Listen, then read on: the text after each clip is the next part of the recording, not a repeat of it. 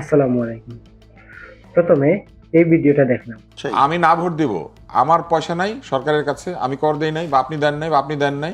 আমি তো নায়ের পক্ষে, নায়ের পক্ষের লোকের টাকা হ্যাঁ পক্ষে খরচ করছেন কেন আপনি? এই ভিডিওটা দেখার পরে মনে হলো আসলেই হাবুটের প্রচারণা কেন নাবুটের পক্ষের লোকের ট্যাক্সের টাকায় হয়। তারপরে আবার এই ভিডিওটা সামনে আসলো। বিশিষ্ট বুদ্ধিজীবী বলছেন যে উনি তো না ভোটের পক্ষে, উনি না ভোটের পক্ষে, তাহলে ওনারও তো ট্যাক্সের পয়সা আছে এর মধ্যে, তাহলে ওনার ট্যাক্সের পয়সা দিয়ে কিভাবে প্রচার চালাবে? তো এই দেশে ভাই কোটি কোটি মানুষ আছে পরিবার পরিকল্পনার বিরুদ্ধে, তো সরকার পরিবার পরিকল্পনার প্রচার কিভাবে চালায়? তারপরে মনে হলো এই যুক্তিটাও তো সঠিক, হাবুটের প্রচারণা নাবুটের পক্ষের টাকা দিয়ে তো করাই যায়। কিন্তু সমস্যা হচ্ছে এই যে দুই পক্ষের যুক্তি আমার কাছে সঠিক বলে মনে হয়। আসলে এর একটা বড় কারণ রয়েছে, আমরা খুব সহজে অন্যের কথায় বায়াসড হয়ে যাই।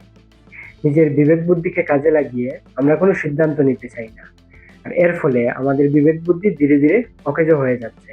আমাদের সিদ্ধান্ত নেওয়ার যে ক্ষমতা আছে সেটি নষ্ট হয়ে যাচ্ছে। একটি উদাহরণের মাধ্যমে বিষয়টা সহজভাবে বলা যায়। ধরুন, আপনার হাতের একটি আঙ্গুল যেটা দীর্ঘদিন কোনো কাজে ব্যবহার করলেন না।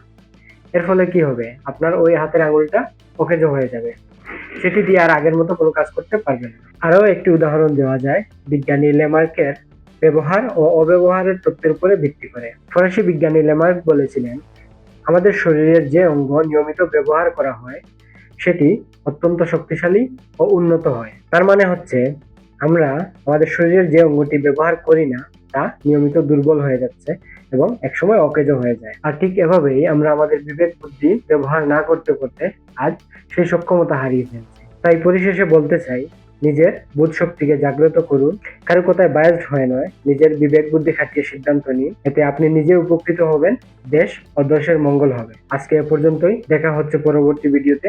সবাই ভালো থাকবেন, সুস্থ থাকবেন। আল্লাহ হাফেজ।